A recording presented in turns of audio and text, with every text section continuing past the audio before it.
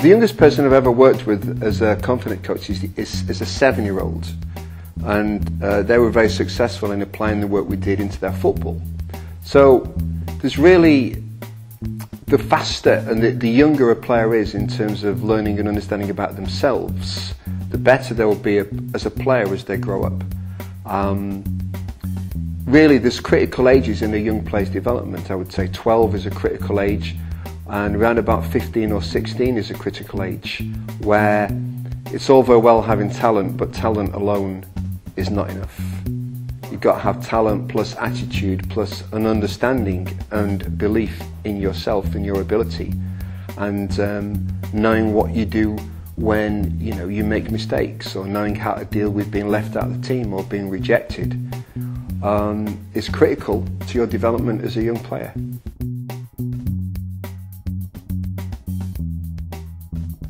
Well, what you're insinuating is that by using up too much nervous energy, a player can tire themselves or or make concentration errors.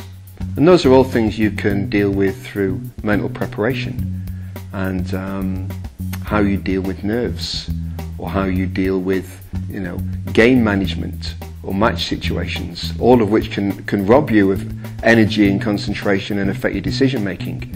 So the psychology of football is very much orientated towards helping a player deal with their weaknesses and turning their weaknesses into strength, whether it's a player who loses concentration late on in a game, or is frightened of making a mistake and therefore is overcautious, or a team that suffers from the same problem. All of these psychological errors can be resolved.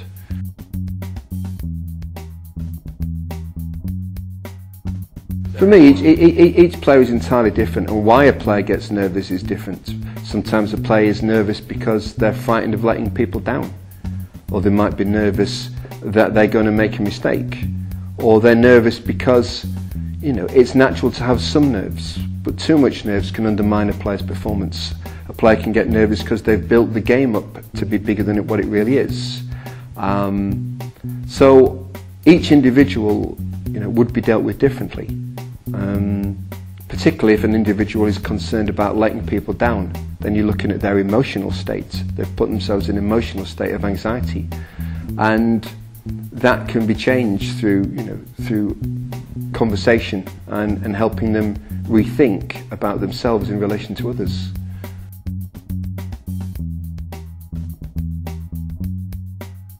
Yeah, it's the concentration of a top player that makes them a top player. The better the player you are, the less mistakes you'll be prone to make. If you're playing in League 2, then you may very well be prone to switching off. If you're a defender, for example, the ball is at the other end of the pitch. If you're a weak player mentally, you'll switch off. You think, there's nothing happening here. Or, we're attacking, I can take a break. Or the ball goes out for a throw and the pressure drops. Players will lose their intensity, and suddenly they're in the game, they've made a mistake because they've switched off and they cost the team a goal. But if you're a top player, you're aware of game dynamics, and you're aware that actually if the ball's out of play, it doesn't mean you take a break in your concentration. You might relax physically but not mentally. It's being aware of dangers and where danger occurs that makes you, as a defender, for example, a top defender, because you see trouble coming before it actually arrives.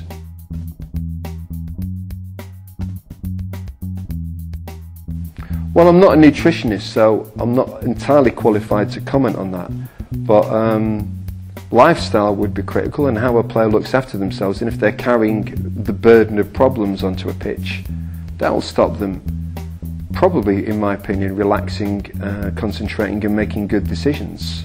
If a player has addiction issues, that very, very often impacts on their ability to make good decisions. So having a clear and settled personal life is, in my opinion, very important in terms of the quality of your performance.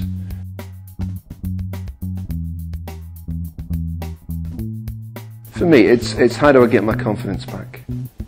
A player might have lost their confidence for a whole range of reasons. A new manager might have come into the club who doesn't fancy them. They might have made a big mistake in a high-profile TV game. They might have had a loss of form for a number of reasons. And getting your confidence back isn't always straightforward. Players often try too hard to get their confidence back, which invariably means they go out of rhythm, go out of sync, and play with too much pressure and tension, and don't see the game properly. So that's my job, is to help them understand why they've lost their confidence and how to get it back straight away.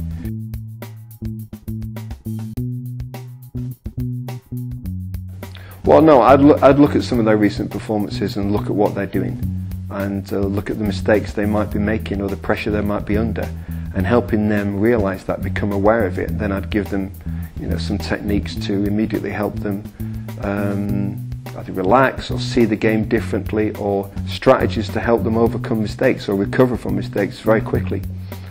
When you've lost your confidence, if you make a mistake, you tend to linger on that mistake, you dwell on it. And as a result of that, you're in the game, you're thinking about a mistake, and suddenly you make another mistake because you've lost your concentration, you're not seeing the game properly, you're not playing with a clear head.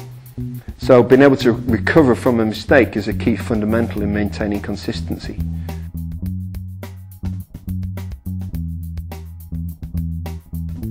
Why do players miss penalties? Invariably is very simple. It's because they no longer have a picture of the target in their mind.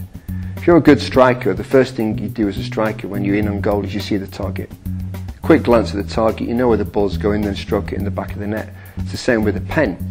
Why do players lose pictures at targets? The keeper can put them off.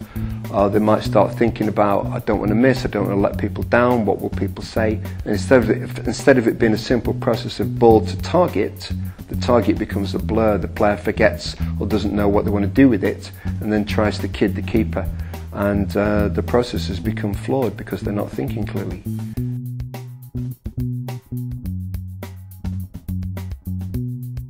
Yeah, I'd be delighted to help players who are wanting to make it with the mental aspect of going for trials, for example. Players can very often try too hard at a trial, try too hard to impress the coach, think they've got to be unbelievable or play at 10 out of 10 level, and end up getting out of rhythm, making poor decisions and beating themselves up. It never works.